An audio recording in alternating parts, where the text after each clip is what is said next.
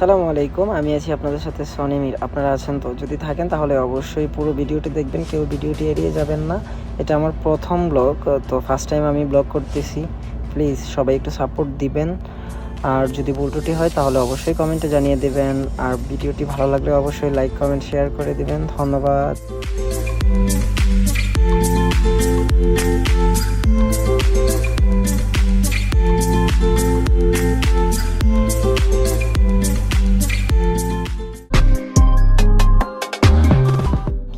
এই হচ্ছে ড্রাগন ফল।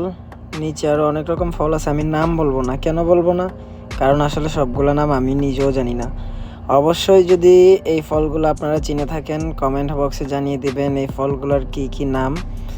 তো আমি আপনাদের কমেন্টের অপেক্ষায় থাকলাম।